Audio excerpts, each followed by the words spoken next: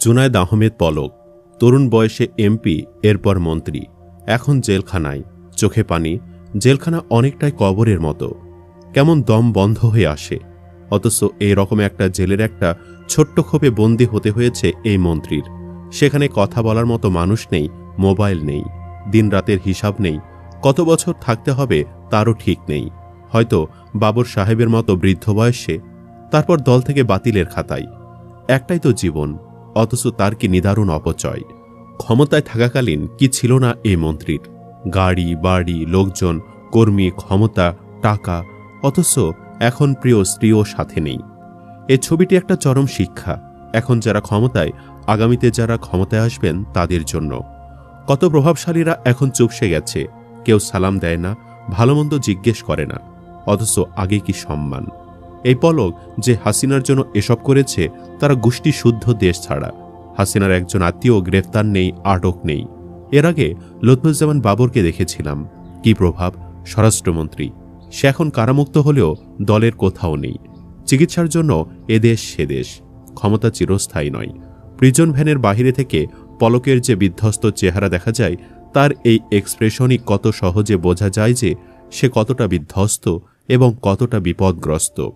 দুদকের অবৈধ সম্পদ অর্জনের মামলায় আদালতে হাজিরা দিতে আনা হয় সাবেক আইসিটি প্রতিমন্ত্রী জুনায়েদ আহমেদ পলককে। এ সময় পুলিশের প্রিজন ভ্যানে দাঁড়িয়ে অঝরে কান্না করেন তিনি।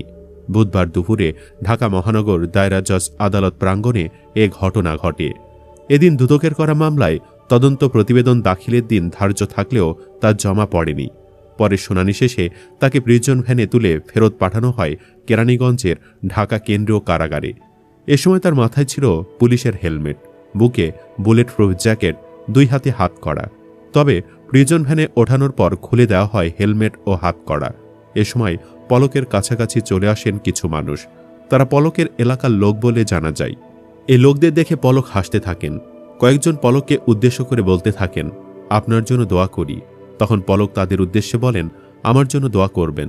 এরপর দেখা যায় প্রিজন ভ্যানের ভেতরে দাঁড়িয়ে পলক তার মাথা উঁচু করে লোহার ফোকর দিয়ে লোকজনের উদ্দেশ্যে বলতে থাকেন, আমার জন্য দোয়া করবেন, সবাই সাবধানে থাইকেন।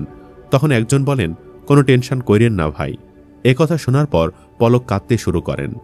তখন সেই লোক বলতে থাকেন, পলক ভাই কাইন্দেন না। এ সময় আবেগ আপ্লুত হয়ে আরও বেশি অঝরে কাঁদতে থাকেন পলক। এক পর্যায়ে সেখানে উপস্থিত হন হাজতখানার একজন পুলিশ কর্মকর্তা। কিছু পরেই প্রিজন ভ্যানটি কেরানীগঞ্জের ঢাকা কেন্দ্র কারাগারের উদ্দেশ্যে রওনা হয়। পলক প্রিজন ভ্যানের ভেতরে চুপচাপ বসে থাকেন। দুদকের পাবলিক প্রসিকিউটর মীর আহমেদ আলী সালাম জানান, ঘুষ ও দুর্নীতির মাধ্যমে অবৈধ সম্পদ অর্জনের অভিযোগে মানি লন্ডারিং আইনে মামলা হয়েছে পলক ও তার স্ত্রীর বিরুদ্ধে। তদন্ত এখনও চলমান। ছাত্র জনতার গণ অভ্যুত্থানে গত বছরের ৫ আগস্ট আওয়ামী লীগ সরকারের পতন হয়। এরপর ১৫ আগস্ট খিলক্ষেত থানাধীন নিকুঞ্জ আবাসিক এলাকা থেকে আত্মগোপনে থাকা অবস্থায় তাকে গ্রেফতার করা হয়। এরপর একাধিক মামলায় গ্রেফতার দেখিয়ে তাকে রিমান্ডে নিয়ে জিজ্ঞাসাবাদ করা হয়। এরপর আজ জুলাই অভ্যুত্থান চলাকালে ঢাকায় রাসেল গাজী নামে এক ব্যক্তিকে হত্যার মামলায় সাবেক আইসিটি প্রতিমন্ত্রী জুনায়েদ আহমেদ পলক ও সাবেক তথ্যমন্ত্রী হাসানুল হক ইনুকে গ্রেফতার দেখানোর আবেদন মঞ্জুর করেছেন আদালত। এদিন আদালতে শুনানি শুরুর আগে সাবেক প্রতিমন্ত্রী জুনায়েদ আহমেদ পলক তার আইনজীবী ফারজানা ইয়াসমিন রাখির সঙ্গে কথা বলেন। এ সময় আইনজীবী কারাগারে পলকের কোনো কিছু প্রয়োজন আছে কিনা জিজ্ঞাসা করেন, কোনো বই লাগবে কিনা জিজ্ঞাসা করেন তার আইনজীবী। এখন কিভাবে সময় কাটাচ্ছেন কারাগারে, এই প্রশ্নের উত্তরে পলক বলেন, কারাগারে নিয়মিত কোরআন শরীফ পড়ছি, কোরআন শরীফ ১ খতম দিয়েছি।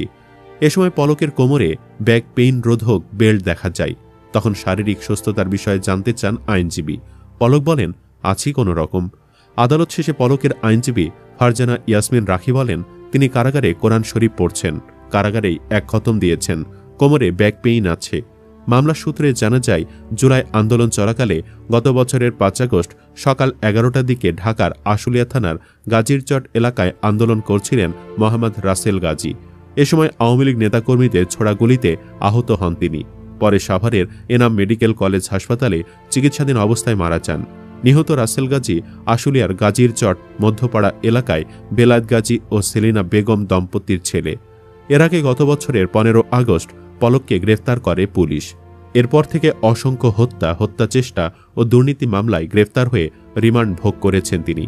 বর্তমানে তিনি গাজীপুরের কাশিমপুর কেন্দ্রীয় কারাগারে আটক আছেন। সুপ্রিয় দর্শক, পলকের এই ঘটনা থেকেই কি রাজনীতিবিদদের শিক্ষা গ্রহণ করা উচিত? কমেন্ট বক্সে জানিয়ে দিন আপনার মতামত। ভিডিও ভালো লাগলে লাইক দিন এবং শেয়ার করুন, আর অবশ্যই চ্যানেলটি সাবস্ক্রাইব করুন। ধন্যবাদ।